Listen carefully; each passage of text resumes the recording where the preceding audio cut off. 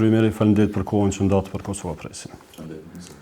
U përmbyll një vit jo i lehtë, nisur sidomos nga zhvillimet në kuvendin e Kosovës dhe të themi fërkimeve mes pozitës dhe opozitës edhe nga viti që lan pas. Shikuan nga ky aspekt, sa mendoni se është kryer punë mjaftueshëm nga legislativi në këtë vit? Po, kuvendi i Republikës Kosovës edhe gjatë këtij viti nuk është se ka qenë shumë aktiv. Kemi pasur një periudhë kur seancat kanë qenë shumë të ralla, edhe kur ka pasur një, them kështu, dizajnim nga pushteti të çështjeve të cilat ata kanë dashur që të diskutojnë në kuvende, jo ato për të cilat qytetarët e Republikës Kosovës është interesuar që të kryen. Në këtë drejtim mendoj që gjatë këtij viti, për sa i përket institucioneve të Republikës Kosovës, nuk është se kanë bërë ndonjë gjë e cila do të çmohej për të mirë dhe që ka rezultuar në ndonjë dobi për jetën e qytetarëve të Republikës Kosovës, ndërkohë që kemi pasur shumë ngjarje gjatë këtij viti të cilat e kanë dëmtuar interesin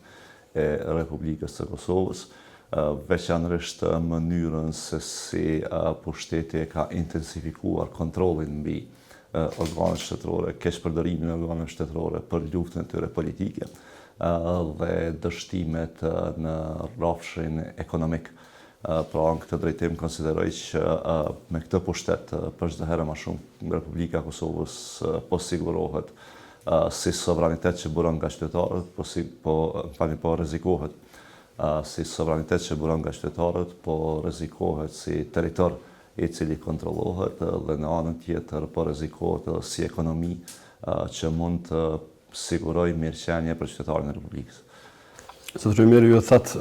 në një farë formë që interesat e qytetarëve nga ky legislativ në këtë vit nuk janë përfaqësuar si duhet. Pjesë e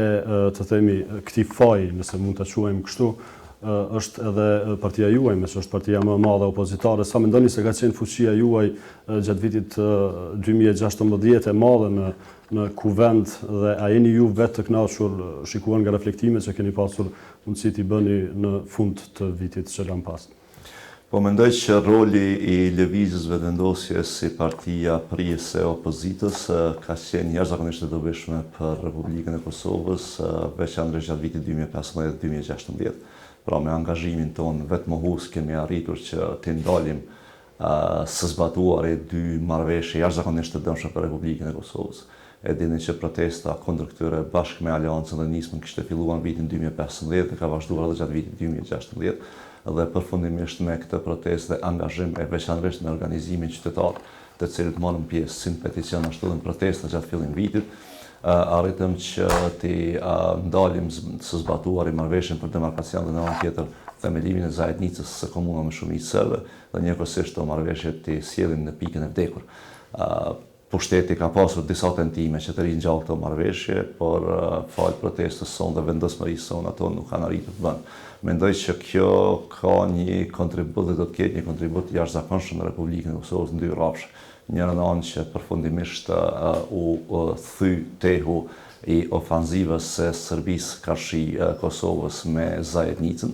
dhe me dialogun që kishte filluar në vitin 2011 në Bruksel, ndërkohë që në anën tjetër është një ndër herat e ralla në Republikën e Kosovës dhe në Kosovën e pasluftës,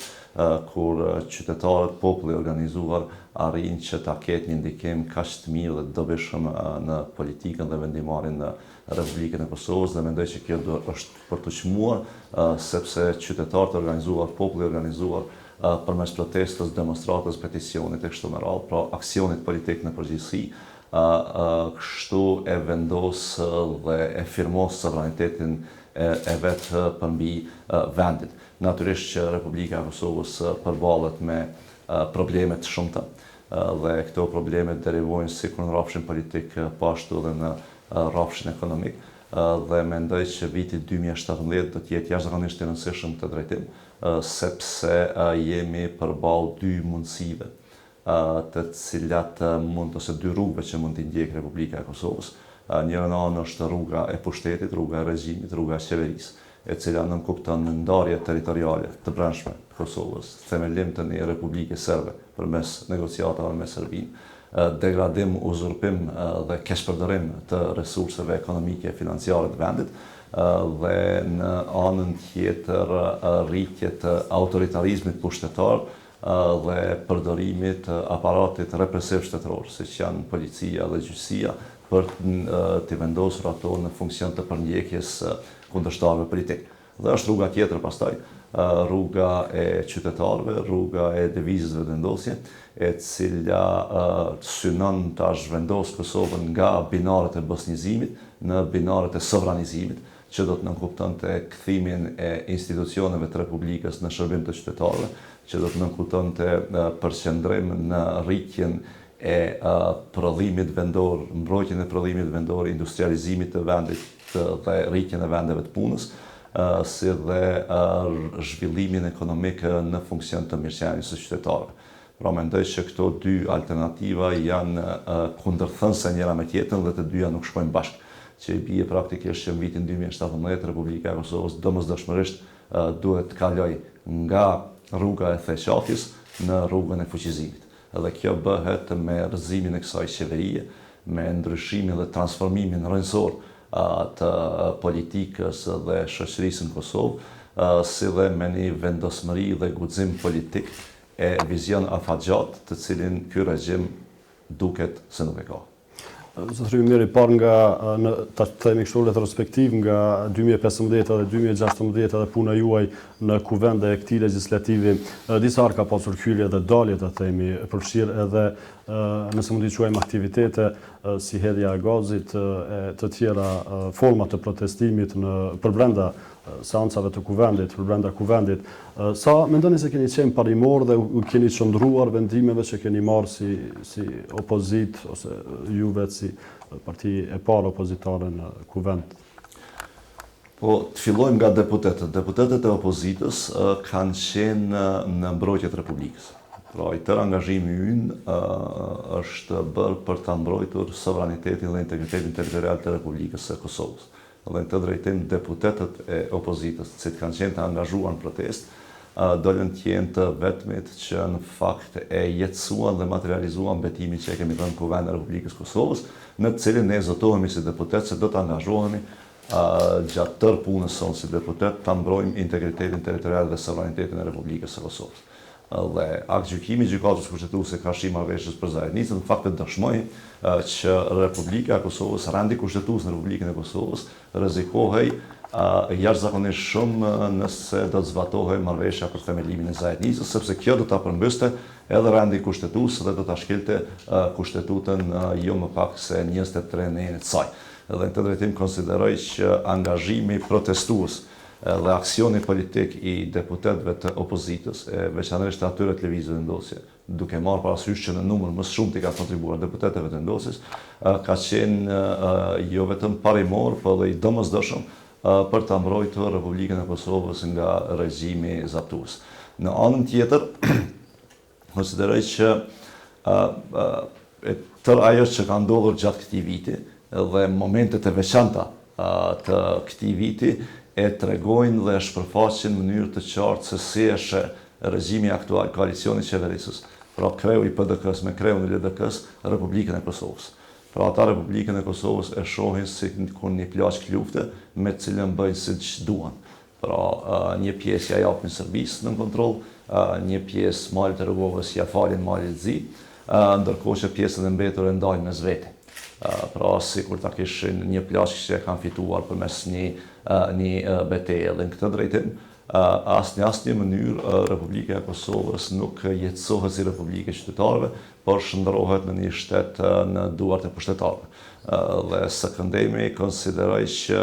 çfarëdo angazhimi i protestës kundër një politike të tillë, një politikë bërje të tillë, jo vetëm që është parimore, po është kushti i domosdoshëm i ekzistimit të Republikës në formën të cilën ajo duhet ta marrë. Në anën tjetër i kemi pasur edhe momentet e tazëm zgjedhjes Hashim Thaqit si president, zgjedhje kjo e cila u bën në tytat e automatikëve të policisë Kosovës dhe me dhunën e pushtetit dhe përndjekin e pushtetit karshi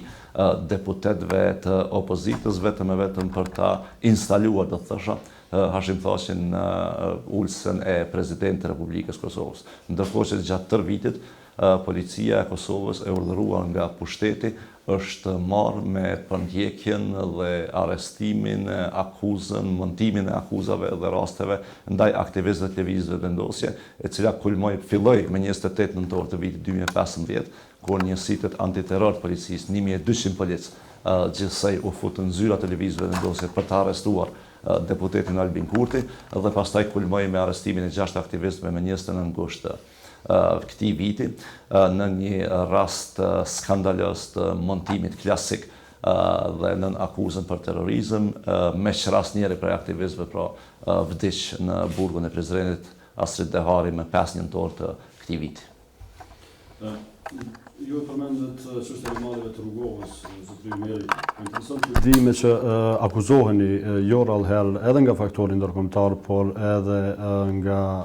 ata vendor se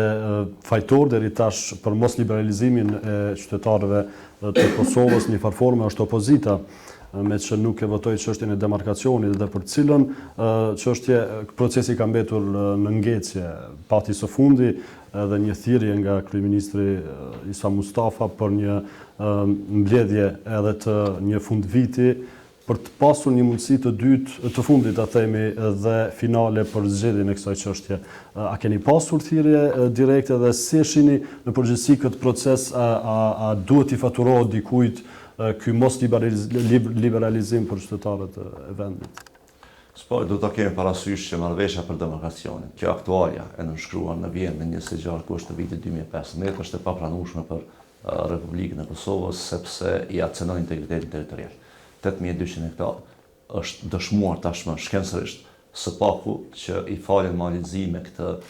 marrëveshje. Edhe këta 8200 hektar nuk janë vetëm një sipërfaqe e caktuar e tokës, po është e rëndësishme edhe për shkak të aspektit strategjik, sepse janë pikat më të larta malore në kufilin mes Kosovës dhe Malizi, por edhe nga aspekti ekonomik dhe i mirëqenies së qytetarëve, duke pasur parasysh burimet e paqëmueshme ujore që gjenden në atë pjesë, si dhe kollosat jashtëzakonisht të rëndësishme për zhvillimin blegëtaral të maleve të rrugovës. Dhe në këtë drejtim konsiderojmë që nëse opozita pas ka qenë arsyeja pse është ndalë ratifikimi dhe zbatimi i kësaj marrëveshje, atë ne gëzohemi këtij fakti. Sepse vërtet ne kemi qenë bashkë me qytetarët e Kosovës dhe kundërshtuesit ndaj kësaj marrëveshje, cilët janë të shumtë edhe si përqindje edhe si numër, që ta ndalim një cenim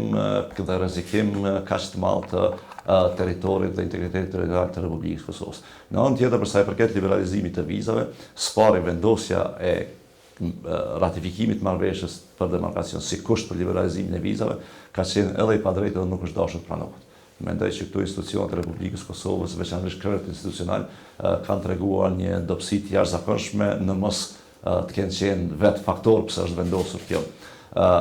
ky kusht për liberalizimin e vizave, duke pasur parasysh se ky është një standard i dyfisht që përndjeket karshi Kosovës, sepse vendet tjera të rajonit, pra vendet fqinjë, nuk e kanë pasur këtë kusht dhe nuk vazhdojnë ta kenë këtë kusht për liberalizimin e vizave. Për shembull, Malizi janë liberalizuar vizat në vitin 2009 ka bofsha, dhe atëherë Malizi nuk e ka pasur marrëveshjen as të arritur me Kosovën për demarkim të vijës kufitare, se kishte pasur as me Bosnën. Serbia në anën tjetër nuk e ka kufilin e demarkuar me Republikën e Kosovës. Dhe nuk ishte vendosur asnjëherë ky kusht i demarkimit të vijës kufive ndërkombëtar dhe Kosovës në të njëjtën kohë nuk po i vendoset kusht edhe një marrëveshje për demarkim të kufilit me Serbinë. Pra këto janë, mendoj, një standarde dyfishta të cilat i kanë ndjek Komisioni Evropian dhe për cilat natyrisht që kreret institucionale, ata që kanë qenë bartësit e procesit të negociimit, nuk është dashur të pranohen, nuk është dashur të nënshtrohen në këtë mënyrë siç janë nënshtruar. Në anën tjetër janë dy kushte themelore që kanë mbetur pa u zbatuar pra që janë sekretere për liberalizimin e vizave dhe nga pushteti qytetërisht përdoret vetëm njëri, pra përdoret vetëm demarkacioni, kur dihet që ky kushti tjetër, kriteri tjetër, lufta kundër krimit dhe korrupsionit, jo që nuk është arritur, por është përkeqësuar gjatë këtij viti, pra vitit 2016. Dhe argumenti i tretë kësaj çështje është që Ne kemi qenë për më shumë se një vit në protestë, në diskutim për marrëveshjen e demarkacionit. Disa thonë që është në rregull, shumica ku bëjnë pjesë ekspertët, disa prej deputetëve të koalicionit qeverisës, të gjithë deputetët e opozitës së bashkuar dhe qytetarët e Republikës Kosovës, e veçanërisht banorët e Rrugovës, pra Pejës, komunës Burimit e tjera, që e kundërshtojnë këtë marrëveshje dhe thonë që na duhet një marrëveshje tjetër për demarkimin e vijës kufitare. Çfarë ka ndodhur me këtë marrëveshje është që kjo në fakt nuk është marrëveshje për shënimin e vijës kufitare, siç është dashur të jetë, për çka është mandatuar Komisioni Shtetëror, por këtu është caktuar një kufi i ri. Pra, Komisioni Shtetëror ka dalur prej mandatit dhe ka caktuar një kufi të ri. Dhe gjatë këtij viti, sa kemi qenë në protestë dhe në kundërshtim të kësaj marrëveshje, pushteti ka pasur disa raste që do të merr hapa në mënyrë që ta rinegociojnë, ta diskutojnë prapë me malin e zi, marrëveshjen për demarkacionin e kufirit, në mënyrë që atë vendoset aty ku kufiri është, dhe në mënyrë që të mos i cenohet asnjëherë prej shteteve integritetit territorial. Por asnjëherë qeveria e Kosovës e as jashtëquajturi presidenti i Republikës Kosovës nuk kanë qenë të gatshëm që ta diskutojmë këtë çështje në mënyrë që të gjendet të zbardhet e vërteta për të dhe në mënyrë që të gjendet një rrugdalje nga kjo. Lëvizja vendosur që dini para ca muajve e ka paraqitur edhe një plan 5 pikësh të vetën se si do të dilnim nga kjo ky problem që e kemi në mes të qeverisë dhe opozitës për sa i përket kësaj marrëveshje, në të cilin kemi propozuar që të bëhemi bashkë një zëri dhe të shkruajmë një letër malit zi me të cilin kërkojmë që duhet të rinegociohet marrëveshja për demarkacionin për shkak të dëshmive dhe fakteve, argumenteve të reja, që janë zbardhur nga ekspertët dhe të cilat komisioni nuk i ka përdorur asnjëherë. Pra hartave dhe dëshmive tjera që tregojnë edhe aspektin historik dhe të reliefit për sa i përket kufirit. Në anën tjetër që të shkruhet edhe një letër e përbashkët ku zotohet Republika e Kosovës se do të gjendet një zgjidhje me malin e zi,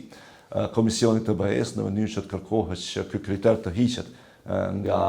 procesi i liberalizimit të vizave për Republikën e Kosovës, duke pasur parasysh se një negocim dhe një diskutim i ri me malin e zi për sa i përket marrëveshjes për demarkacionin nuk është çështje që kryhet shumë shpejt. Dhe në anën tjetër të organizojmë edhe një konferencë ndërkombëtare shkencore për sa i përket vijës kufitare, përcaktimit të vijës kufitare, ku do t'i merrnim përballë edhe rastet e ngjashme që i kemi pasur në pjesë caktuarat ose mes shteteve të caktuara që kanë dalë nga Jugoslavia, siç është për shembull kontesti kufitar në mes Slovenisë dhe Kroacisë, pastaj mënyrën se si është zgjidhur çështja e kufirit detar në mes të Republikës së Shqipërisë dhe Greqisë, kështu me radhë. Por edhe ato konteste që i ka pasur mali i zi,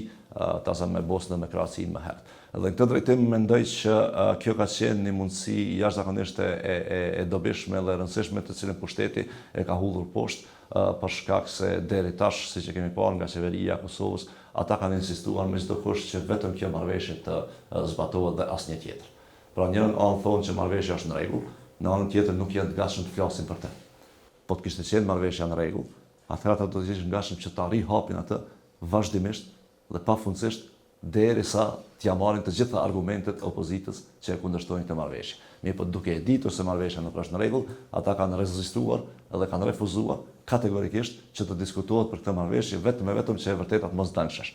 Dhe natyrisht që për këtë marrëveshje nuk ka vetëm përgjegjësi politike, por do duhet kishte edhe përgjegjësi penale. Sepse nëse dikush në cilësinë e drejtuesit të shtetit ose të përfaqësuesit të shtetit nënshkruan një marrëveshje me të cilën i fal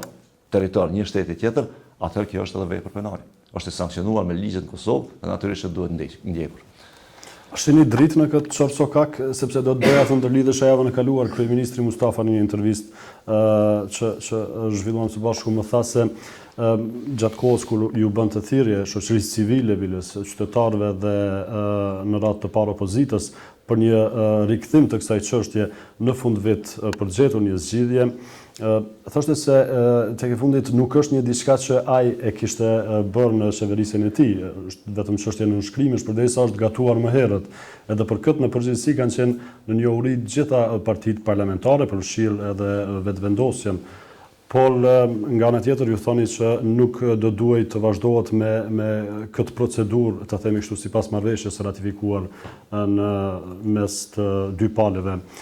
A shihni një zgjidhje, a mund të ketë një zgjidhje duke pas parasysh se edhe në pas tremujorit të parë Evropa do të jetë e zënë me shumë zgjedhje, janë zgjedhjet në Francë, në Gjermani, po përgatiten ato në Itali, Austria, po ashtu, domethënë janë procedura të cilat shtetet më pas nuk do të mund të japin një vëmendje të veçantë siç e kanë paralajmëruar edhe vetë komisionarët dhe deputetët e Parlamentit Evropian Kosovës e në veçanti liberalizimit të vizave. Do të jetë edhe një vit i djegur duket prej tash për këtë proces. Po, dështimet e një pas njëshme të qeverive të Republikës Kosovës, veçanërisht në procesin e negocimit për liberalizimin e vizave, kanë sjellur situatën deri këtu. Ku sot Republika e Kosovës, qytetarët e Republikës Kosovës janë të vetmit të cilët vazhdojnë që të ballafaqohen në procedura të jashtëzakonshme burokratike, shpeshherë diskriminuese nëpër ambasada për ta nxjerrë një vizë për të jetuar jashtë. Konsideroj që nënshkrimi i marrëveshjes për stabilizim asociat, ratifikimi i saj dhe fillimi i zbatimit të saj, e cila pak a shumë është marrëveshje për tregtit lidh mes Republikës Kosovës dhe Bashkimit Evropian, nuk ka kurrë vlerë, madje është diskriminuese ndaj Republikës Kosovës nëse nuk përcillet edhe me lehtësirat që do duhet të kishin qytetarët e Republikës Kosovës në udhëtimet e tyre kashi në vendet e Bashkimit Evropian. Pra, Republika e Kosovës nuk aplikon regjim të vizave për vendet e Bashkimit Evropian, ndërkohë që edhe në këtë pozicion Kosova po vendoset në një pozitë inferiore kashi vendeve tjera. Pra në të drejtat që i gëzojnë. Dhe mendoj që kjo natyrisht që duhet të sanohet. Për sa i përket këtij viti dhe vitit të ardhshëm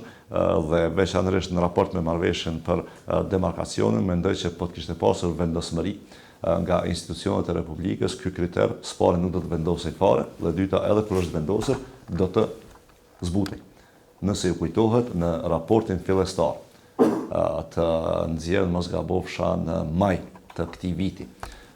kur Komisioni Evropian i dha dritën e gjelbërt Republikës së Kosovës për liberalizimin e vizave, aty përmendet marrëveshja e demarkacionit, po shumë interesante që në gjuhën e cila është zgjedhur të përmendet aty, dhe po flas raporti është në gjuhën angleze, por fjalët që janë përdorur e kanë lënë qëllimisht këtë çështje ambige, pra me dy kuptimsi. Aty thuhet që deri atëherë, pra deri në procesin kur do të përfundimisht do të vendosej që Republikës Kosovës, qytetarët e Republikës Kosovës të hiqen vizat për vendet e Schengen, për zonën Schengen, presin që institucionet e Kosovës ta kenë ratifikuar marrëveshjen për demarkacion. Pra, me këtë gjuhë është treguar në fillim që ky nuk është bashkë kriter, po është një lloj këshille e cila mund të shndërrohet në kriter.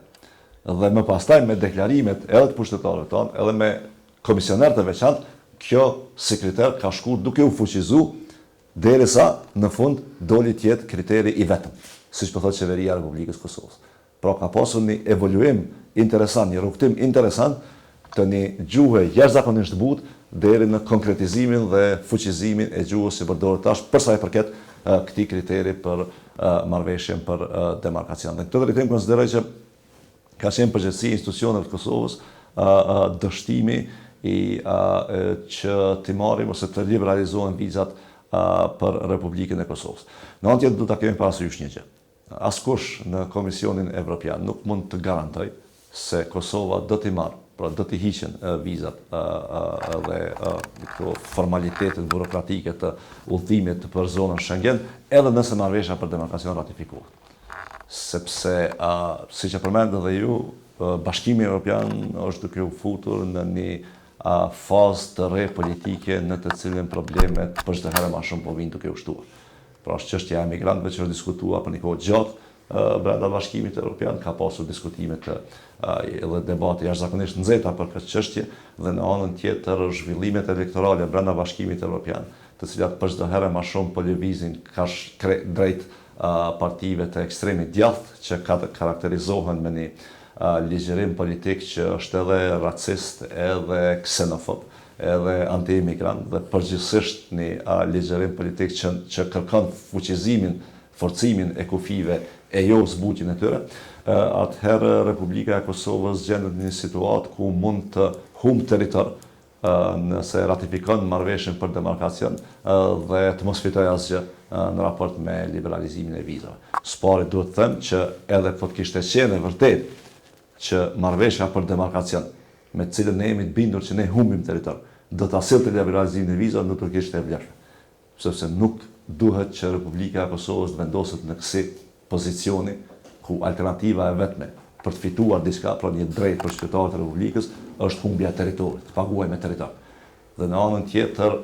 duhet të kemi dy fish kujdes ka shik kësaj çështje, duke e ditur që asgjë nuk është e garantuar edhe nëse e ratifikon marrëveshjen për demarkacion. Po kjo nuk do të thotë që demarkimi i vijës kufitare me Malin e Zi nuk duhet bëhet, pavarësisht liberalizimit të vizave. Natyrisht që është në interes të Republikës Kosovës që të ketë kufite vetë ndërkombëtar të shënjuar sakt. Mirë po saktësia nuk nënkupton lëshim peng. Pra ne do ta kemi vijën kufitare të shënjuar me Malin e Zi, po jo të japim territor Malit të Zi. Këtu janë dy çështje të ndara për ne. Lëvizja e vendosje është jashtëzakonisht e vendosur që të kemi vijat kufitare ndërkombëtare të shënjuara në mënyrë të saktë, po jo këto të humbin. Paramendoni po të përdorej e njëjta metodologji e kadastrit si presedent në demarkimin e vijës kufitare nesër me Serbi. Humbjet do të ishin shumë më të mëdha se sa me Malin e Zi. Pra, ta kujtojmë pak histori. Ne kemi filluar me 2500 hektar që ja dhurua Maqedonisë. Lëvizëm me 8200 hektar të Mali i Zi. Ky trend ku do të na dërgojë në demarkimin e vijës kufitare me Serbi? Ndërkohë, zotëri Meri, janë edhe probleme të shumta të cilat edhe nga vetë faktorët nga Bashkimi Evropian kanë përcjellur sinjale, ta themi, qoftë edhe jo të drejtë për drejta rreth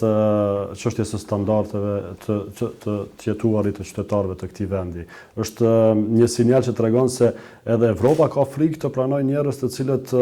nuk jetojnë mirë, nuk jetojnë në standardet e tyre dhe do të mund ta stërmundonin edhe më tepër, ta them kështu, çështjen e emigrantëve atje. Nisemi dhe kujtojmë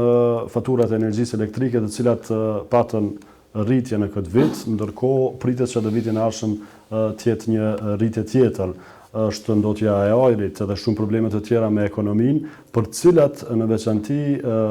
kuvendi legislativ i këtij vendi do duhet të merrej më seriozisht me këto çështje. Përveç se janë folur disa herë, qoftë edhe nga deputetët e partisë suaj dhe ju vet, nuk ka pasur një zhvillim ose një këmbgulje më parimore nga ju edhe vetë rreth këtyre çështjeve të cilat do të mund të shtynin përpara edhe zëra të shumë të qytetarëve të cilët përveç se protestojnë, ta themi kështu, në rrjetet sociale, do të mund të ishin një zë i fuqishëm dhe këmbgulës për të marrë vëmendjen e kësaj qeverisje rreth këtyre problemeve tepërjetësore. Ju besoj shihni edhe vetë se si po jetohet sot në Kosovë, nuk ka qenë një vit i mirë dhe një përmbyllje e mirë e vitit si shpritej nga viti i kaluar. Ka flitet për rritje të numrit të punësuarve, por në realitet papunësia ka marrë shifra më të mëdha nga ajo çfarë shohim në terren. Keni bërë një reflektim si mund ta quajmë gjithë këtë proces dhe ku e gjen vetëvendosja vetëm në gjithë këto procedura? Përsa e përket zhvillimeve në Republikën e Kosovës, të cilat lidhen drejt për së drejti me jetën e qytetarit, pra që kanë bëjnë që prej mungesës së zhvillimit ekonomik, mungesës vendeve të punës, si që përmente edhe ju, e dini të cilësia e jetës e cila është lidhur drejt për së drejti mendojnë me zhvillimit e përgjithshme ekonomike. Konsideroj që në Republika e Kosovës fatkeqësisht është shndruar në një shtet i cili është marrë peng. Është marrë peng veçanërisht nga dialogu me Serbinë dhe është marrë peng nga ky regjim që ka kapur shtetin.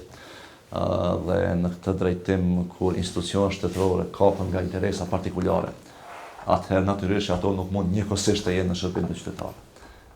Dhe kjo është çfarë po ndodh në Republikën e Kosovës. Dhe këtë mund ta paraqash në secilin rrafsh, që prej rrafshit ekonomik, ku pasuritë publike uzurpohen dhe keq përdoren, paraja publike vidhen dhe keq përdoren, e deri te rrafshi politik, ku qytetarëve i merret e drejta demokratike, ose i uzurpohet ajo përmes kapjes së shtetit. Dhe në rrafshin e gjyqësorit, ku po ashtu qytetarët nuk e kanë as mundësinë minimale që të realizojnë të drejtat e tyre formale përmes një sistemi të kapur dhe të korruptuar. Dhe këtë drejtim konsideroj që kjo që po ndodh sot në Republikën e Kosovës është për çdo herë më shumë ndarje e institucioneve shtetërore nga qytetarët, kur do duhet të kishim një proces të unifikimit të këtyre dyave. Pra ku institucionet shtetërore do të ishin edhe reflektim i vullnetit politik të qytetarëve, po në anën tjetër edhe mekanizëm i mbrojtjes së interesit të qytetarëve. Ndërkohë që sot institucionet e Republikës Kosovës janë vendosur kundër vullnetit politik të qytetarëve të Republikës dhe në anën tjetër janë shndruar në mekanizëm për mbrojtjen dhe avancimin e krimit të organizuar dhe të korrupsionit në Republikën e Kosovës. Dhe këtu natyrisht nuk mund të realizohet mirëqenia qytetare. Në rrethana të tilla nuk ka mirëqenie qytetare. Ajo as nuk është piknisje, as piksynim. Për sa i përket çka ka ndodhur në rrafshin ekonomik të zënë në Republikën e Kosovës. Gjatë këtij viti, edhe gjatë viteve të kaluara, mendoj që e kemi një qeveri e cila është vazhdimsi e logjikës së njëjtë qeverisë që kemi pasur me qeveri tjera. Dhe nëse sot i kemi punë keq në Kosovë, duhet ta dimë që këto nuk i kemi për shkak të fatkeqësive natyrore, por për shkak të vendimeve politike. Dhe nëse rrethanat e sotme, në cilat jetojmë ne, aktualiteti i sotëm, politik dhe ekonomik, është prodhim i vendimeve politike, është marrë që të synohet me të njëjtat vendime politike të arrijnë rezultate ndryshme. Pra nëse sot kemi një politikë bërje, e cila i ngjan politikë bërjes së të djeshmës, natyrisht rezultatet do të jenë sot ashtu siç i kemi pasur dje. Dhe do të kemi nesër të njëjtën. Me këtë qeveri që shihet edhe në mënyrën se si buxhetojnë, edhe në mënyrën se si manipulojnë me shifra në buxhet, me rritjen ekonomike, me të hyrat që i planifikojnë kështu në radhë, edhe me shpërndarjen e buxhetit në projekte të cilat ato shkojnë, pra infrastrukturë, projekte autostrada supershtrajta, me një kompani, njëjtën kompani, Betelenka e kështu me radhë, si dhe me hapjen e mundësive që përmes proceseve të mëdha të privatizimit e kontratave kështu me radhë, ta krijojnë hapësirën e zhvatjes së paras publike drejt xhepave privat, siç ndodhi në rastin e fundit me këtë vendimin e arbitrazhit që t'ia japin 30 milion euro kompanisë Z-Mobile, e cila që në fillim pra me vetë në shimin e kontratës kishte filluar ta zhvat operatorin publik Postën dhe Telekomin e Kosovës, dhe tash e ka përshpejtuar zhvatjen me këtë vendim të arbitrazhit, natyrisht që ekonomia e Kosovës do të rënohet dhe po rënohet gradualisht. Konsideroj që ajo që i duhet Kosovës është një transformim rrënjësor veçanërisht në rrafshin ekonomik, ku institucionet shtetërore vendosen në funksion të zhvillimit ekonomik dhe i mobilizojnë të gjitha kapacitetet njerëzore, financiare, pasurive nëntoksore, pasurive mbi toksore kështu me radhë, në funksion të zhvillimit ekonomik, duke pasur parasysh që zhvillimi ekonomik megjithatë nuk është qëllim, por mjet për rritjen e qytetarëve, mirëqenies së qytetarëve. Dhe të drejtim konsideroj që kjo qeveri, sikur qeveritë e kaluara, në fakt krejt çka duan është që ta degradojnë ekonominë, ta vendosin atë nën kontroll të vetën, si dhe t'i hapin rrugë privatizimit të çdo gjëje publike për përfitimin e xhepave, kompanive, biznesmenëve të afërt me ta të sektorit privat. Për shembull, ta marrim rastin e Trepçës. Ligji për Trepçën, i cili u vonua shumë nga qeveria dhe pastaj u soll në kuvent për ta përshpejtuar miratimin e tij, nuk bën asgjë tjetër përveç se i hap rrugë privatizimit të Trepçës. Pra, nuk është se qeveria e Republikës Kosovës ka bërë një plan dhe strategji të mirëfillt të revitalizimit të Trepçës, të rritjes së funksionit të saj ekonomik, dhe në kuadër të këtij revitalizimi e kanë parë domosdoshme që të përdoret edhe kapitali privat i freskët, po në fakt pikësynimi edhe fokusi i këtij ligji është kapitali privat dhe revitalizimi i Trepçës mund të vijë si pasojë kolaterale. Mund të vijë, nuk garantohet që të. Pra kur lexon ligjin për Trepçën e kupton që në fakt ajo nuk është shkruar nga institucionet publike për interesin e përgjithshëm, por shkruar nga korporatat private për interesin e tyre. Ku institucionet publike të Republikës Kosovës janë vendosur në funksion të rritjes së mundësisë për përfitim nga korporatat private, që po e shkatron ekonominë e Kosovës e veçanërisht po e dëmton pakthyeshëm mirëqenien e qytetarëve të Republikës. Zotëri Miri, përmendur nga vendimi i arbitrazhit në Vjenë për Z-Mobile, çështja e Trepçës, më pas është Grandit, Minierës, Goleshit e tjerë, janë çështje të cilat shteti nuk ka qenë i fuqishëm, ta themi, përballë tyre, apo nuk ka dashur të tregoj fuqinë duke u fuqizuar ndoshta një grup që i ka iniciuar këto procese. Me gjithë vëmendjen tuaj, Si mendoni se do duhej të përmbylleshin gjithë këto procese, sepse mirët një vendim, siç është ai për Telekomin, i cili dihet se çfarë pasojash do të sjellë deri tek një falimentim i saj dhe më pas një privatizim shumë i lehtë, ose thënë shkarazi me një shumë të vogël për ta quar në një privatizim, duke i sjellë shtetit kështu në përgjithësi humbje në fakt qytetarëve vetëm nga gjithë ato taksa të paguara deri tash dhe këto pasuri që kemi pasur. Po, gjitha këto kontrata që i përmendëm deri tash dhe tjera, procesi i privatizimit të ndërmarrjeve shoqërore në përgjithësi, do duhet të ishte objekt hetimi i një gjyqësori të pavarur për shkak të dyshimeve të mëdha për afera korrupsioni, për shtrëngime, shantazhe dhe tjera gjatë këtij procesi. Pra, procesi i privatizimit, përfshirë edhe këto kontrata që i përmendët ju veçanërisht, do duhej që të trajtoheshin në kuadër të dëmit ekonomik që ato mund t'ja kenë shkaktuar ekonomisë së Republikës së Kosovës, shkeljes së drejtave të njerëzve që ato i kanë shkaktuar, si edhe të dëmtimit të realizimit të së mirës së përgjithshme që do të mund të ndodhte po të mos ndodhte ky proces i privatizimit në mënyrën siç ka ndodhur. Dhe këtë drejtim konsideroj që edhe për kontratën e ZMV, në vend se të hetohej në nënshkrimi i kontratës, si është bërë ajo, kush vendosi që Posta dhe Telekomi i Kosovës t'i krijojë një hapësirë absolutisht panevojshme, një kompanie private në mënyrë që përmes infrastrukturës ndërtuar nga parat tona, të paguara në Postën në Telekomin e Kosovës, që është ndërmarrje publike, të përfitojë një kompani private 74%, ndërkohë që mos ka bëfsha 28% ose 27%, 73-27% të marrë Posta. Në vend se të hetohej kjo kontratë, përfunduan duke na paditur ne korporata ose kompania private dhe duke na marrë 30 milion shtesë. Për njëjta gjë pastaj edhe me kontrata të tjera. Në vend se të hetohen privatizimi i këtyre kontratave, çfarë ka ndodhur me moszbatimin e tyre? Edhe në mënyrë që të ndëshkohen aktorët, edhe nga organet shtetërore, po edhe nga sektori privat,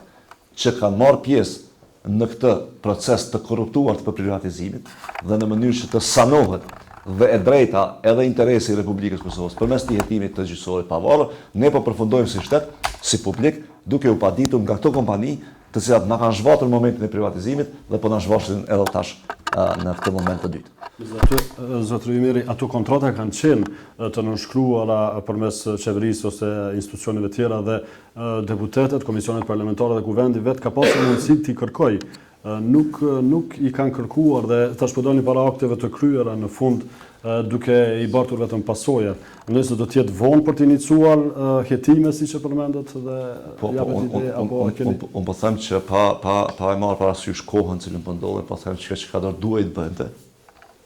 Pra një qeveri e përgjithshme, edhe çfarë po ndodh me këtë qeveri të papërgjithshme. Ky është krahasimi që po e bëj. Pra megjithatë opozita ka fajin e vet në këtë formë. Ta quajmë diku për arsye se do duhet të ishte një kontrollor i mjaftueshëm. Natyrisht, lëvizja e vendosje ka bërë gjithë ato debate, kërkesa në Kuvendin e Republikës Kosovës që procesi i privatizimit të rishikohet. Ne edhe kemi iniciuar themellimin e një komisioni hetimor parlamentar për rastin e privatizimit të fabrikës së amortizatorëve, e cila së dhe asaj dite pra është ndruar në një pjesë në televizion, në pjesë tjetër në terminal doganor,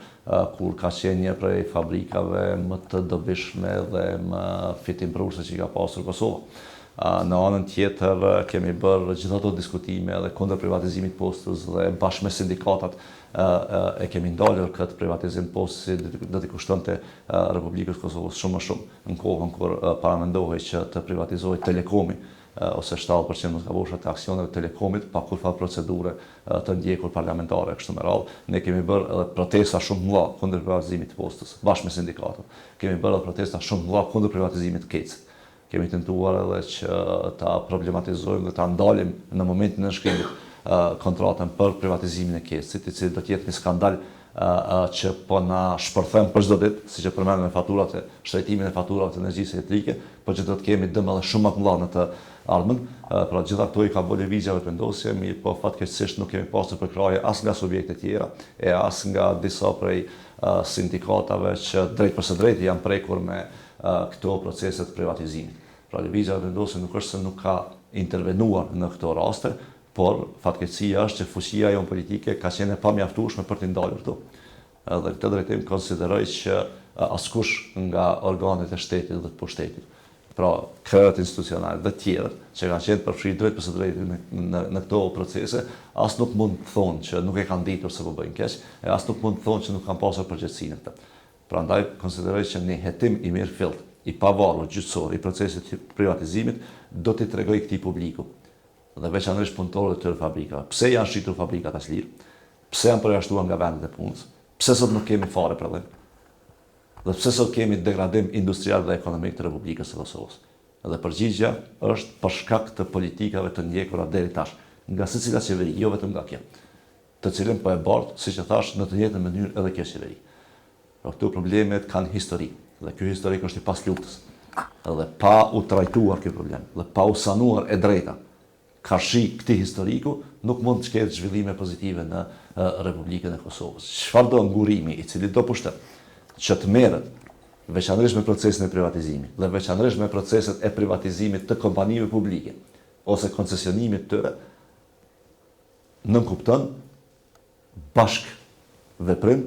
në krim të organizuar, edhe nëse nuk kanë qenë drejt për drejt përfshirë ta. Pra nga kjo nuk mund të amnistohet ashpër, sepse dëmet që janë shkaktuar ekonomisë së Kosovës, pasurisë së Kosovës, në Republikës Kosovës përgjithësi, e veçanërisht popullit, pra qytetarët e Republikës Kosovës, janë jashtëzakonisht të mëdha. Sot ne kemi këtë gjendje të mjerueshme ekonomike, edhe këtë përqindje të madhe të papunësisë drejt për së drejti për shkak të procesit privatizimit. 75.000 punëtorë sipas sindikatave e kanë humbur vendin e punës nga procesi i privatizimit. Njerëz që kanë qenë të regjistruar si punëtorë në ndërmarrje shoqërore nëpër fabrikat e Kosovës dhe të cilët janë përjashtuar për shkak se fabrika është privatizuar, edhe fabrika kur është privatizuar nuk ka vazhduar me prodhimin e njëjtë, por është ndruar qoftë në depot të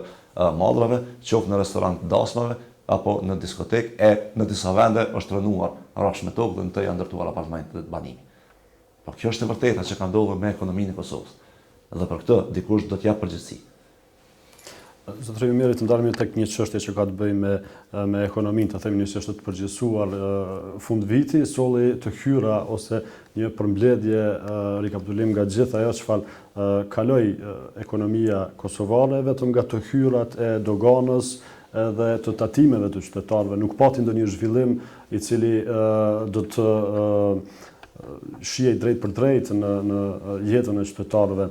Ndërkohë dhe interesimi i investitorëve të huaj për Kosovën në këtë vit ka qenë gati zero. Nuk kemi asnjë kompani me emër e cila ka hyrë në Kosovë, përderisa në shtetet e rajonit ka pasur lëvizje dhe ka pasur rritje të përqindjeve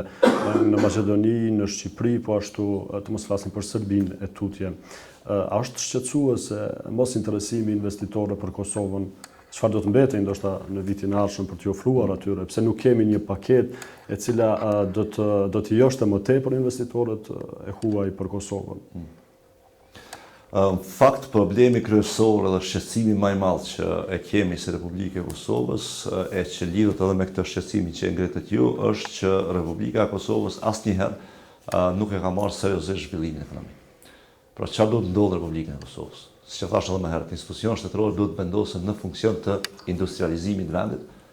që do të nënkupton të rritjet prodhimit, që do të nënkupton të rritjet vendeve të punës, edhe përmirësim të bilancit tregtar që kemi me jashtë. Ne sot e kemi bilancin jashtëzakonisht tregtar, të negativ tregtar. Dhe këtë drejtim kushdo që e sheh vetëm këtë shifrat, pa hyrë në tjerat, e kupton që ekonomia e Kosovës është për tokë. Nëse një ekonomi importon 10 herë më shumë se sa që eksporton, atëherë natyrisht që kjo ekonomi është për tokë. Dhe ky bilanc tregtar vetveti ju tregon se çfarë gjendje jemi.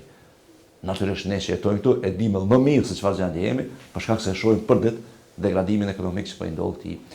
këtij vendi. Konsideroj që Republika e Kosovës domosdoshmërisht duhet ta ketë një vizion, plan strategjik afatgjatë të zhvillimit ekonomik. Pa këtë nuk mund të ecet fare. Pra ne kemi sot, siç kemi pasur edhe atje, vendime jashtëzakonisht të mëdha ekonomike, të cilat merren ad hoc. Siç e thotë edhe raporti i progresit, azën për reformën fiskale që është bërë në vitin 2015, e cila lavdërohet me pompozitet nga qeveria Mustafa, fakt ka qenë një vendim ad hoc, rezultatet e cilit nuk kanë qenë të paramenduara fare nga qeveria. Dhe si rezultati i kësaj, sot çka kemi? E kemi jetën më të shtrenjtë, artikujt ushqimor janë shtrejtuar, përveç një pjesë të vogël të cilëve është ulur të vëshëja, dhe në anën tjetër e kemi një degradim edhe më të madh ekonomik dhe të mirëqenies së qytetarëve të Republikës. Pra nuk është se kanë nxitur investime, nuk është se kemi pasur kush e di çfarë zhvillimi ekonomik, ndërkohë që jeta na është trajtuar secilit veç e veç dhe të gjithëve bashkërisht. Dhe në këtë drejtim konsideroj që mungesa e një planifikimi afatgjatë të detyron që të marrësh vendime afatshkurta, të cilat lidhen drejt për së drejti me një moment përfitimi privat, qoftë ai i ministrit ose i një shokut ministrit e kryeministrit kështu me radhë, dhe në një moment të volitshëm elektoral. Dhe kjo pastaj natyrisht që e kthen me kokë të poshtë interesin e përgjithshëm dhe interesin ekonomik që ka Republika e Kosovës. Çfarë duhet ndodhë është që natyrisht që Republika e Kosovës ka nevojë për investime. Mirë, po duhet ta kemi parasysh që procesi i zhvillimit duhet të fillojë dhe të burojë nga brenda. Ai mund të ndihmohet nga jashtë me investime të huaja direkte në forma tjera. Mirë, po në asnjë mënyrë nuk fillon nga jashtë. Pra duhet ta heqim këtë iluzion një herë për gjithmonë që e mira në Kosovë do të na vijë nga jashtë. Ka përfunduar viti 1999, kur lufta ushtrisë zyrtare të Kosovës, bashkë me bombardimet e NATO-s, arritën që ta çlirojnë Republikën e Kosovës. Sot më nuk jemi në atë pozicion. Sot o do të ndërtojmë shtetin vet, o do të zhvillohemi vet, ose do të mbesim kështu si jemi. Pra këtë duhet ta kuptojnë. E këtë mendoj që kanë kuptuar qytetarët e Republikës, por nuk po e kuptojnë pushtetarët në Republikë. Në anën tjetër, institucionet e Kosovës duhet të garantojnë dy gjëra, të cilat janë të domosdoshme për rritjen e prodhimit dhe rritjen ekonomike në Kosovë. Ajo është qasja në kapital, që u mungon ndërmarrësve në Kosovë, pra po flas një herë për investitorët brenda, të cilët kanë investuar dhe nuk po mund t'ja dalin me prodhimet e tyre, dhe në anën tjetër garantimi i tregut, qoftë i brendshëm apo i eksportit. Në këto dy fusha Republika e Kosovës nuk bën asgjë për të mbrojtur produktin vendor. Përkundrazi, politikat e veta tregtare i orienton më shumë në favor të vendeve fqinje, e veçanërisht Serbisë, sesa në favor të prodhimit vendor. Dhe kur nuk kemi prodhim, natyrisht nuk mund të kemi vende punë. Natyrisht nuk mund të kemi zhvillim ekonomik. Pra këtë drejtim lëvizja vendosje në programin e vet, në alternativën e vet qeverisë, parashë që me mekanizma shtetëror, qasja në kapital të jetë shumë më e lehtë dhe shumë më e lehtëvërdishme për prodhuesin vendor. Si dhe qasja në treg të jetë e garantuar për prodhuesin vendor. Në momentin që këto dyja plotësohen, atëherë zhvillimi ekonomik merr një kohë tjetër. Po në mënyrë që të arrijmë këtë, nevojitet një transformim rrënjësor, edhe i politikbërjes, po edhe institucioneve politike shtetërore, të cilat aktualisht i kemi të keq orientuara. Dhe në këtë drejtim konsideroj që me këtë pushtet, këto gjëra nuk mund ndodhen, sepse ky pushtet ka një doktrinë, një ideologji tjetër të politikbërjes. Ky pushtet është i përqendruar te privatizimi, edhe është i përqendruar te tregtia e lirë, me shpresë që këto dyja do ta sjellin zhvillimin ekonomik të vendit. Tash 17 vite ne këto dyja i kemi të zbatuar në Republikën e Kosovës, po ja ku kemi arritur. Do të thotë, a nuk është kjo shaj e mjaftueshme që duhet të ndryshojmë gjërat rrënjësisht në politikbërje dhe mënyrën se si institucionet publike e trajtojnë ekonominë dhe mirëqenien e qytetarëve në mënyrë që të kemi një zhvillim ekonomik i cili do të ishte i dobishëm për qytetarët. Keni dëgjuar për shembull se si thonë që për çdo vit Republika e Kosovës ka pasur rritje ekonomike prej 2%, 3%, si vjet po thuhet që do të jetë 4.4%. Pa nuk ma thot dikush për qytetarët e Republikës së Kosovës, nëse kjo rritje ekonomike është përkthyer drejt për së drejti në rritje të cilësisë së jetës për ta privatisht ose për familjen e tyre. Dhe nëse nuk ka një përkthim të tillë, atëherë këtu pas ka diçka që nuk është në rregull. Çka nuk është në rregull? Është problemi i rishpërndarjes pasurisë. Pra rritja ekonomike, edhe kur ndodh ajo, duhet ta shohim se çfarë strukture të rritjes ekonomike kemi. Kur po rritet ekonomia e vendit, xhepat e kujt po rriten? Është pyetja. Dhe rriten më shumë te xhepat e bankierëve, e korporatave të mëdha, edhe e pushtetarëve që zhvatin paranë publike. Ta xhepa po rriten. Pra rritja ekonomike sot në Kosovë është rritje për shkak të rritjes së remitencave, me të cilat ekonomia e Kosovës nuk po përfiton, po vetëm sa po i dërgojmë ato në për vende tjera. Serbi, Maqedoni duke blerë mall. Një program i cili do t'i zëvendësonte importet dhe do të kujdesej që këto remitenca që vijnë nga jashtë, do të besin një pjesë e tyre brenda, duke konsumuar produkte vendore, do të ishte një program i cili vërtet do të arriste ekonominë e Republikës së Kosovës. Kjo qeveri deri tash këtë gjë nuk e ka bërë. Kjo qeveri me buxhetin e vitit 2017 na ka treguar se nuk e ka ndërmend ta bëjë as vitin e ardhshëm. që i bie që kjo qeveri, përkundër faktit që e ka njohur problemin, përkundër faktit që e ka përgjegjësinë për të angazhuar për zgjidhjen e problemit, kjo në fakt do që të bëhet pjesë e problemit për ta vazhduar këtë status quo që ne kemi aktualisht. Zotëri Meri, kalojmë tek një temë tjetër mjaft e ndjeshme e këtij viti, që natyrisht ka pas vëmendjen e të gjithë dhe për të cilën ende ka mjegull në opinion duke dashur të kuptojnë se cila është e vërteta. Flas për vdekjen e aktivistit të lëvizjes dhe vendosjes Astrid Deharit. Gjithë kjo histori pas vdekjes së Deharit natyrisht duhet të ketë një fund. Cilat janë gjasat për të parë të vërtetën? Ku jemi me këtë proces, sepse ende ka mbetur ta themi dy polësh e vërteta për opinionin e gjallë. Po së pari duhet ta kemi parasysh që përgjegjësia e shtetit ka shi vdekjes së Astrid Deharit është e pamohueshme dhe pashmangshme. Cila do të ketë qenë në fund rrethana e vdekjes së Astrid Deharit, një gjë nuk mund të mohohet. Që Astrid ka vdekur në burgun e Prizrenit, pra në mbikëqyrjen e shtetit, dhe Astrid ka vdekur si pjesë e një grupi ndaj cilit i janë montuar një rast me akuzë më të rëndë që mund të bëhet sot dikujt pra përfshirjes në një akt siç po e quajnë terrorist. Dhe në këtë drejtim këtë ka bërë organet shtetërore, pra nuk ka bërë askush tjetër, dhe këto organet shtetërore mbajnë përgjegjësi. Tash natyrisht që nevojitet një proces i hetimit për ta kuptuar individualisht kujt i takon më shumë kjo përgjegjësi, për cili drejtues në polici, prokurori dhe tjerë. Po përçë organet shtetërore janë përgjegjëse dhe kanë përgjegjësi të drejtë për drejtë në vdekjen e Astridit, kjo nuk mund të mohohet. Është jashtëzakonisht e papranueshme se si është trajtuar dhe se si është hetuar keq përdorur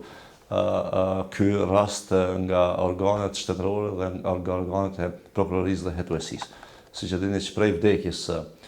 Astridit pra me 5 nëntor, deklarata e parë zyrtare që ka dalë nga komandanti i policisë në rajonin e Prizrenit e ka shpallur Astridin si të vetvrarë përmes përdorimit të mbidozuar të medikamenteve, diku një orë pas vdekjes së Astridit, gjë që u mohua kategorikisht nga raporti autopsisë që u bë në 2 ditë pas vdekjes së Astridit, pra të hënë me 7 nëntor dhe i cili tha që Astridi ka vdekur për shkak të asfiksisë të shkaktuar në mënyrë mekanike nga një objekt i fortë. Pra ky është e shkaktari i vdekjes që u vlerësua edhe atë ditë të autopsisë dhe pastaj edhe në raportin e autopsisë që doli më vonë. Dhe kjo vetvrasje e cila doli si përgjigje e parë dhe e menjëhershme e organeve shtetërore përmes komandantit policisë asnjëherë nuk u trajtuar. Pra asnjëherë nga prokuroria nuk kemi pasur një informat nëse e kanë marrë në pyetje këtë komandant policisë për ta vlerësuar se pse ka dhënë një deklaratë të tillë, a ka qenë e ngutshme, pse është ngutur, kush i ka thënë që pas ka pasur përdorim të medikamenteve e kështu me radhë. Pra çfarë ditë dhe në secilën ditë pastaj organet e pushtetit kanë qenë të interesuara më shumë që ta orientojnë opinionin publik përmes propagandës mediatike për rastin dhe shkakun e vdekjes së Astridit, sesa që kanë qenë të interesuara që ta zbardhin këtë rast. Ka pasur një proces të jashtëzakonisht të dëmshëm të kontaminimit të provave përmes publikimit pjesë shëmtyre si prej xhirimeve të kamerave të sigurisë në burg deri te ato që po i quajnë ose që po thonë që kanë gjetur si ditar të Astridit dhe aspekte tjera që i kanë gjetur aty, të cilat janë publikuar përmes mediave. Edhe këto të afërta në një formë ose tjetër me pushtetin, pa ja dërguar familjes parë dhe pa i mbajtur ato sikur prova të sigurta. Pra ju e dini që një ditë para publikimit të videove të ingjizimeve të korridorit të burgut, kryeprokurori i Prizrenit Syl Hoxha kishte deklaruar publikisht që të gjitha dëshmitë për rastin e Astridit janë të sigurta dhe janë në një vend ku askush nuk ka qasje përveç hetuesisë dhe të nesërmen pastaj ato dolën në media, që nuk kupton që ose janë vjedhur ato prova nga dikush ose janë dhënë, pra kanë rrjedhur nga vetë hetuesia, e cila ka pasur një qëllim të orientimit publik për sa i përket rastit dhe në këtë i ka kontaminuar disa prej provave. Konsideroj që edhe raporti autopsisë nga mjeku ligjor shihet qartë që ka qenë i shtuar me ndërhyrje politike dhe ndërhyrja politike ka qenë në manipulimin e formatit të raportit dhe në numrat që janë vendosur pikave të veçanta të konstatimeve të raportit me të cilat është krijuar një lloj dykuptimësie që i ka dhënë pastaj mundësi Syl Hoxhës që dalë thotë që edhe mjeku ligjor po thonë që Astriti ka vdekur si rezultat i vetvrasjes, ndërkohë që raporti në fakt nuk e thot një gjë të tillë. Pra nuk e konstaton një gjë të tillë. Raporti konstaton atë që është konstatuar edhe më herët, që vdekja e Astritit ka qenë shkaktuar nga asfiksia, dhe pastaj ka aty një fjalitë që në vlerësi të përgjithësuar ku thotë që disa prej dëmeve të gjetura në trupin e Astritit, në dorën e majtë, në qafën e kështu me radhë, duket se janë shkaktuara të vetë shkaktuara me hezitim, por nuk ka kjo të bëjë fare me shkakun e vdekjes, i cili është diçka tjetër, si është asfiksia, pra frymëmarrja, ngulfatja me një mjet të fortë. Dhe raporti i fundit që ka dalur nga 2 mjek kolegjior të angazhuar nga familja, njëri prej tyre nga Tirana e tjetri nga Londra, me një përvojë të jashtëzakonshme në fushën e autopsisë të kriminalistikës, ata e ngrejnë disa dyshime jashtëzakonisht të forta edhe shkencore, për ta vënë në mëdyshje konstatimin e ngutur të prokurorisë se vdekja pas ka ardhur nga, ose pas ka qenë shkaktuar nga vetë Astriti, pra si vetvrasje. Në këtë drejtim konsideroj që është absolutisht e papranueshme mënyra se si prokuroria ka trajtuar këtë rast, mënyra se si shteti përmes mediave dhe përmes diskutimit publik e kanë lënduar jashtëzakonisht shumë edhe rastin, e kanë përqeshur në një farë mënyrë nevojën për dhënë përgjegjësi dhe në anën tjetër mënyrën se si janë sillur me familjen e Astritit Deharit, duke ja lënduar ndjenjat një familje e cila për këto 2 vite e gjysmë ka humbur 2 djemt e vet, pra veçanërisht Astritin në rrethana jashtëzakonisht dëshimta brenda burgut të Prizrenit. Dhe në këtë drejtim konsideroj që një prokurori e tillë, një hetuesi e tillë, e cila e kapur nga shteti, ka qenë e përfshirë në një trajtim kaq skandalos të procesit të hetimeve, nuk mund të prodhojë një raport të besueshëm, kredibil për procesin e hetimeve. Pra ne kemi kërkuar vazhdimisht që hetimet të ndalen nga kjo prokurori, për shkak të mënyrës se si këta janë sjellur me provat, edhe në përgjithësi me diskutimin publik për rastin, dhe në anën tjetër të shkarkohen personat përgjegjës në zinxhirin komandues brenda këtij procesi të hetimit, para se të krijohen kushte që ta kemi një hetim vërtet pavarur, i cili do të nënkuptonte edhe drejtësi për Astritin. Pra sot kërkesa drejtësi për Astritin, që nuk është e lëvizjeve vendosje, është edhe e shoqërisë civile, edhe familjes Deharit dhe gjithë qytetarëve të tronditur jashtëzakonisht shumë me atë se çfarë ka ndodhur në burgun e Prizrenit, nënkupton vërtet drejtësi për Kosovën. Sepse zbardhja e rastit të Astritit, drejtësia për Astritin, do të nënkuptonte luftë drejt për drejt me shtetin e kapur të Kosovës, e veçanërisht me gjyqësorin e kapur dhe të korruptuar, edhe me policinë po ashtu të kapur dhe të korruptuar. Në këtë drejtim konsideroj që është kusht i domosdoshëm që në Republikën e Kosovës, në njërin anë të kemi një gjyqësor i cili garanton drejtat barabarta për qytetarët, dhe në anën tjetër të kemi një gjyqësor, një sektor të sundimit të ligjit, i cili është imun karshi interesave partikulare të pushtetit, përmes cilave ky aparat po shndrohet në aparat represiv të qytetarëve e jo në instrument i cili i mbron dhe u garanton drejtat dhe sigurinë qytetarëve. Siç ka ndodhur me rastin e 6 aktivistëve, e veçanërisht me rastin e Astritit Deharit, ku policia edhe montoi rastin për shkak të qëllimeve politike të pushtetit, edhe pastaj nuk i dha siguri të mjaftueshme Astritit në burg, me që rast ai vdiq në burgun e Prizrenit. Kërkesat tuaja dhe ndoshta plotësimin e tyre,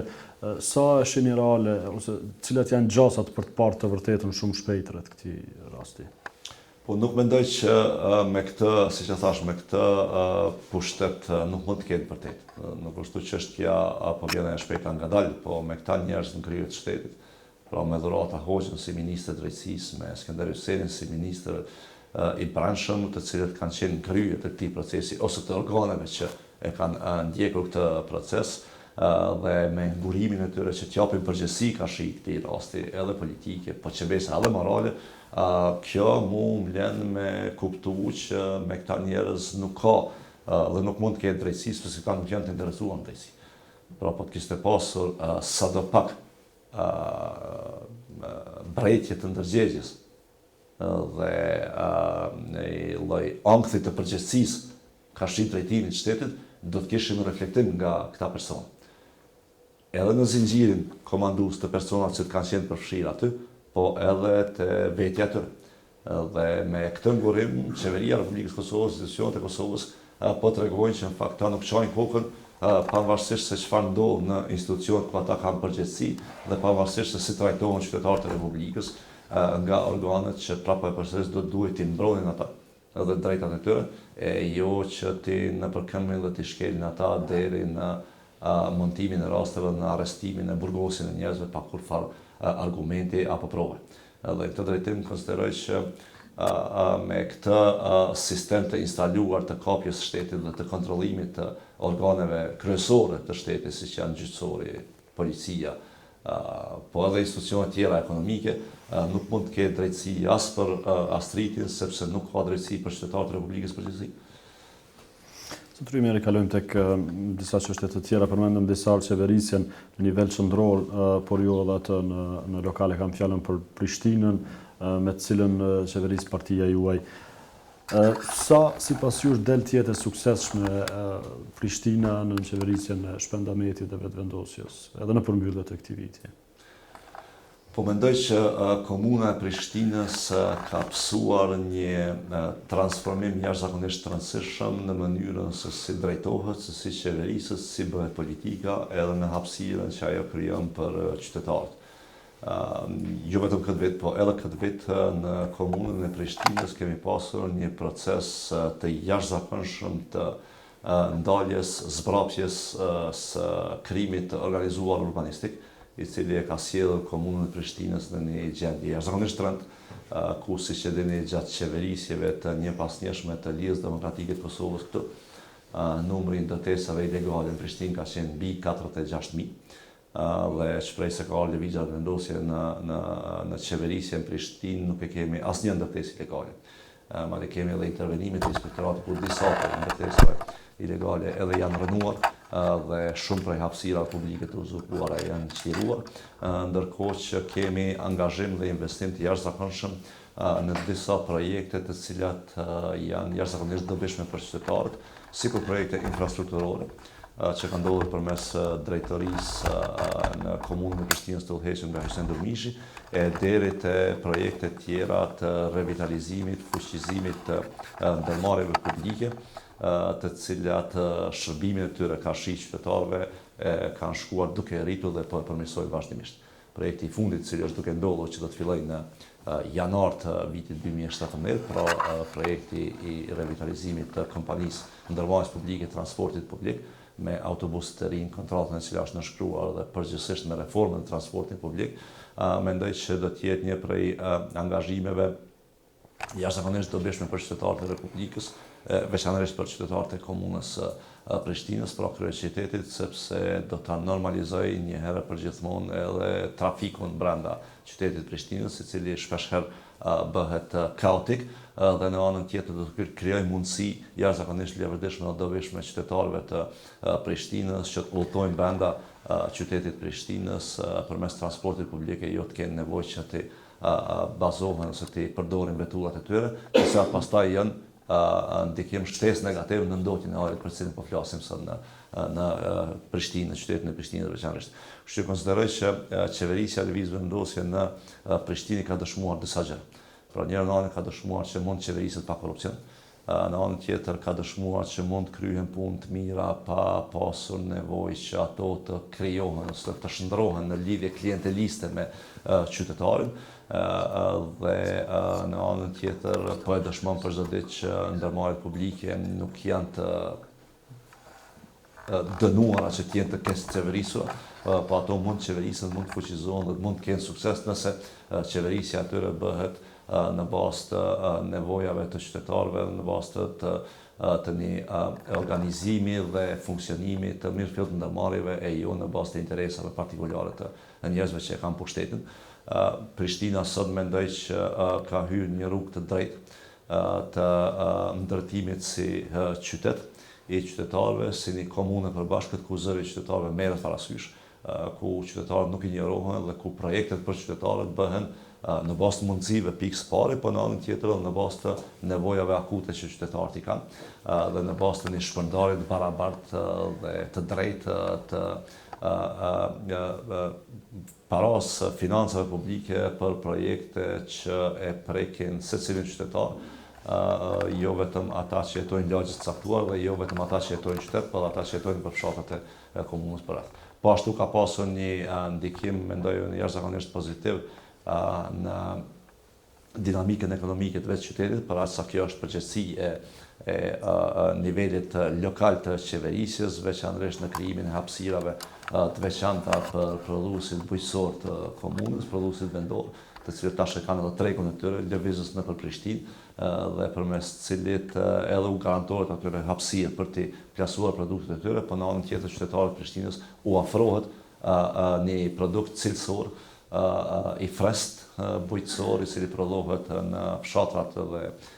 tokat bujqësore përreth Prishtinës dhe i cili është i dobishëm edhe për xhepin e tyre, po veçanërisht për shëndetin e tyre. Në gjithë këto fjalë të mira të themi që dhatë për qeverisjen e shpendometit në Prishtinë, a mendoni ose e keni biseduar ndoshta vetëm me shpendin apo në parti rikandidimin e tij për një mandat të dytë? Po ne si lëvizjeve të vendosje e kemi me statut të përcaktuar që kandidatët për të garuar si për kandidat për kryetar komunash të zgjidhen nga antarësia e lëvizjeve të vendosje. Dhe natyrisht që edhe herën e kaluar shpendi është zgjedhur nga antarësia e vendosjes në Prishtinë të jetë kandidati jon për kryetar komunën në Prishtinë dhe për këtë do të vendosim kur të vijë koha. Unë mendoj që shpendi ka qenë një kryetar jashtëzakonisht i mirë dhe i dobishëm për komunën e Prishtinës dhe përkundër vështirësive të mëdha që i ka pasur veçanërisht me asamblen ku lëvizja e vendosje nuk e ka shumicën, mendoj që ka arritur që bashkë me drejtorët në komunën e Prishtinës ta bëjë një punë jashtëzakonisht të madhe dhe në këtë drejtim konsideroj që do të kishte me qenë një kandidat jashtëzakonisht i përshtatshëm edhe për zgjedhjet e radhës kur janë ato lokale në fund të vitit 2017, po vendim për këtë natyrisht që nuk ka, sepse nuk është vendimi imi, po do të jetë vendimi i antarësisë lëvizjes vetvendosje. Mendoj që lëvizja vetvendosje ka shënuar një rritje jashtëzakonisht të madhe të përkrahjes edhe të simpatisë jo vetëm komunën e Prishtinës, po gjithandej në Republikën e Kosovës, sepse për çdo herë më shumë po dëshmohet jetë një lëvizje e cila edhe ka aftësinë edhe guximin edhe mundësinë që ta ndryshojë për të mirë Kosovën, dhe kjo është dëshmuar edhe me aktivitetin ton opozitor në nivel qendror, por edhe me aktivitetin ton ekzekutiv në nivel lokal në komunën e Prishtinës, dhe në këtë drejtim mendoj që qytetarët e Republikës Kosovës kanë filluar ta shohin lëvizjen e vendosje si e ardhmja e domosdoshme e Republikës Kosovës, për shkak se lëvizja e vendosje i garanton një të ardhme të ndritur Republikës Kosovës dhe qytetarëve që jetojnë të. Po thoni se partia po forcohet, mos janë këto edhe rezultate nga sondazhet e fundit publikuara nga të ndryshëm të themi operatorë dhe institute, të cilat në disa raste nga mediat të caktuara shtën se janë të afërta me partinë tuaj? Po, secili sondazh i cili publikohet tash e tregon që lëvizja e vendosje ka shënuar një rritje të madhe. Pra, vazhdimisht lëvizja e vendosje o del e dyta me pak, pra 0.8% larg sfarës, diferencë nga e para ose del e para. Dhe në këtë drejtim konsideroj që nëse gjitha këto organizatat ndryshme të cilat merren me matjen e opinionit publik që kanë kontrolluar nga lëvizja e vendosje, atë kjo bie se praktikisht lëvizja e vendosje pas kanë kontroll ke shtetin e Kosovës, që nuk është e vërtetë. Konsideroj që natyrisht që subjektet politike kjo pengon, veçanërisht atyre subjekteve politike të cilat janë në qeverisje, e veçanërisht ato që janë lidhura me krimin organizuar, sepse me këtë shohin edhe fundin e tyre edhe mundësive të tyre kriminale që e kanë zbatuar tash 17 vite në Republikën e Kosovës. po mendoj që rritja e përkrahjes për lëvizje vendosje është e dukshme gjithandaj, jo vetëm sondazhe, unë po flas më shumë edhe për përvojën që kemi në terren, në punën tonë në terren, në për gjitha vendbanimet e Republikës Kosovës, qofshin ato qytete, qyteza apo fshatra, bërehet një disponim jashtëzakonisht pozitiv për lëvizjen e vendosje, një numër jashtëzakonisht i madh qytetarëve që i bashkohen lëvizjes vendosje, që janë të interesuar se ta përkrahin lëvizjen e vendosje, që zotohen se do të votojnë për lëvizjen e vendosje dhe të cilët duan bëhen pjesë e këtij ndryshimi dhe transformimit domosdoshëm që do të ndodhë në Republikën e Kosovës. Pra qytetarët e Republikës së Kosovës sot janë jashtëzakonisht të pakënaqur me mënyrën si është përqevërisur Kosova dhe kanë filluar për çdo ditë më shumë ta kuptojnë se propozimi i lëvizjes vendosje se si do duhet të qeverisë vendi është i vetmi i drejtë, i mundshmi edhe i dobishëm për Republikën e Kosovës. Ka zëra që po shtohen në vazhdimsi, zotëri Meri, që japin sinjale se në pranverën e vitit të ardhshëm do të mund të ketë zgjedhje në nivel qendror, edhe pse të tilla sinjale, kësaj radhe diçka më shumë, jipen në vazhdimsi në skenën politike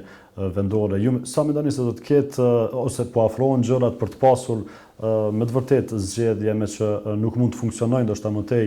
ky koalicion qeveritar dhe partia juaj sa është e gatshme për të hyrë në zgjedhje me njëherë në vitin e ardhshëm? Po ne mendojmë që zgjedhjet në Kosovë duhet ndodhin sa më shpejt, sepse sa më shkurt jeta e kësaj qeverie, aq më e mundshme jetë gjatësia e Republikës. Në këtë drejtim konsiderojmë që është e domosdoshme që Republika e Kosovës ta ketë një konglomerat institucionesh që kanë edhe legjitimitet politik edhe legjitimitet demokratik, dhe në anën tjetër që Kosovës, qytetarët e Kosovës t'i mundsohet që përmes vendimmarrjes politike, përmes zgjedhjeve ta përcaktoj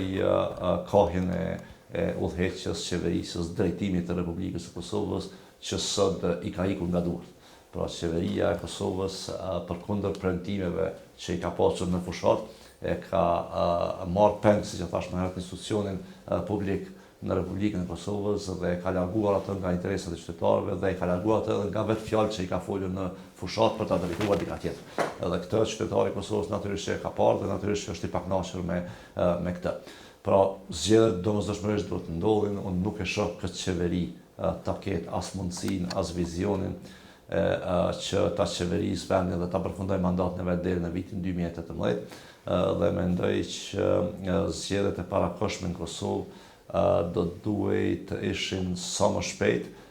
në mënyrë që Republika e Kosovës të shpëtojë nga kthetrat e krimit të organizuar, korrupsionit, zhvatjes edhe gllabërimit të territoreve e ndërhyrjes së Serbisë që po ndodhin aktualisht me këtë qeveri. Në këtë drejtim lëvizja vendosje përkundër nevojës që e kemi parë që ta shpëtojmë vendin nga kthetrat e kësaj qeverie dhe përkundër zgjedhjeve të domosdoshme për ta bëjmë një gjë tillë, ne edhe kemi qenë dhe jemi të gatshëm që të hyjmë në këto zgjedhje, sepse sot lëvizja vendosje është më e fuqishme se kurdoherë në terren dhe siç e thash, përkraja dhe simpatia për lëvizjen vendosje janë rritur jashtëzakonisht shumë, ndërkohë që organizata jonë edhe është fuqizuar edhe rritur në cilësi, veçanërisht pas zgjedhjeve të brendshme. Kështu që në këtë drejtim konsideroj që është mirë për Republikën e Kosovës të kemi zgjedhje sa më shpejt dhe do të jetë mirë për Republikën e Kosovës kur lëvizja vendosje të vijë në krye të saj. Zotëri Meri, falet për fuqinë që po u rritet për brenda vendit, po raportet tuaja me ndërkombëtarët kanë lëvizur partisë në përgjithësi flas. Gjatë këtij viti lëvizja vendosje ka pasur disa bashkëpunime dhe diskutime me shumë prej subjekteve socialdemokrate, veçanërisht të vendeve të Evropës perëndimore. Dhe në këtë drejtim kemi lëvizur jashtëzakonisht, jemi afruar jashtëzakonisht shumë me organizatat mbi partijake të cilat janë i mbledhur, pra subjektet e spektrit të majtë të socialdemokracisë në për Evropë. Në tetor të këtij viti kemi qenë të ftuar në konferencën e Aleancës Progresive, e cila është mbajtur në Bruksel, ku marrin pjesë të gjitha partitë socialdemokrate të vendeve të Bashkimit Evropian, po jo vetëm të Bashkimit Evropian, por edhe të vendeve tjera të botës. Aty kanë qenë pra përfaqësuesit e SPD-së gjermane, përfaqësuesit e Partisë Laboriste të Britanismo dhe socialdemokratët nga Suedia, nga Norvegjia, ata nga Belgjika, Partia Socialdemokrate e Zvicrës dhe të vendeve tjera të Bashkimit Evropian. Dhe në këtë drejtim kemi pasur dhe jemi në një fazë të konsolidimit të bashkëpunimit me këto subjekte, sepse mendojmë që përmes këtij bashkëpunimi janë dy gjëra të dobishme, pra njëra natyrisht që përfitojnë lëvizja dhe vendosje nga përvojat e tjerëve, nga mësimet e tjerëve, nga praktikat programore dhe organizative që i përdorin të tjerët, por në anën tjetër kjo është mirë për Kosovën, sepse zëri i Kosovës e vërteta për Kosovën merr vend në këto platforma të rëndësishme politike, në të cilat partitë politike nga Kosova nuk kanë qenë pranishme. Pra lëvizja dhe vendosja është e para e cila në një mënyrë ka një prani të theksuar dhe një hapësirë të diskutimit me këto parti politike, me të cilat natyrisht që rrëfenjën tonë për atë se çfarë po ndodh në Kosovë, pra të vërtetën për Kosovën duhet ta ballafaqojmë me dy aspekte, me paragjykimet që ata i kanë pasur karshi Kosovës dhe veçanërisht me një fushat jashtëzakonisht të dëmshme që bën Serbia karshi Kosovës me fabrikimin që ajo bën edhe aktualitetit edhe të historisë së Kosovës. Në të drejtim konsideroj që kjo është një lëvizje jashtëzakonisht pozitive edhe për lëvizjen e vendosje edhe për Republikën e Kosovës. Dhe në këtë drejtim mendojmë që gjasat për një intensifikim të bashkëpunimit gjatë vitit 2017 do të jenë shumë më të mëdha, për shkak se kemi arritur që me këto subjekte politike përmes diskutimit ta njoftojmë më mirë dhe ta paraqesim më mirë lëvizjeve dhe vendosje në sytë të tyre, duke i luftuar prapë paragjykimet që ata i kanë pasur, edhe keq informime që ata i kanë pasur për lëvizjen dhe vendosje, për synimet tona programore edhe për mënyrën e funksionimit, organizimit e veçanërisht demokracisë brendshme që e kemi. Zotëri Melikret, në fund, çfarë prisni nga 2017 dhe çfarë mund të thuhet qytetarëve e simpatizantëve të partisë suaj nga kryetari i vetëvendosjes? Po mendoj që viti 2017 është një vit jashtëzakonisht i rëndësishëm për Republikën e Kosovës, sepse siç po shihet jemi duke u futur në një zhvillim, në një fazë të zhvillimeve goxha dramatike politike në Evropë dhe në rajon. Pra sot jemi duke u përballur me një bashkim evropian i cili konsolidimin e brendshëm po e ka për çdo herë më të vështirë. Jemi duke u përballur me një bashkim evropian ku tash së fundi, pra gjatë këtij viti, Britania e Madhe vendosi me referendum popullor që dal nga ai. Dhe në këtë drejtim konsideroj që është jashtëzakonisht e rëndësishme që shqiptarët në përgjithësi ta kuptojnë që duhet t'i kthejmë syt nga vetja, nga zhvillimet e brendshme dhe duhet të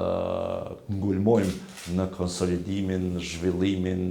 progresin dhe barazin e brendshme, sepse asnjë projekt që kemi menduar që do të jetë i përjetshëm nuk është i garantuar që do të jetë i përjetshëm, ndërkohë që zhvillimet në rajon janë po ashtu dërgojnë sinjale jashtëzakonisht të rrezikshme, veçanërisht sinjale të një gare të armatimit, të rritjes armiqësive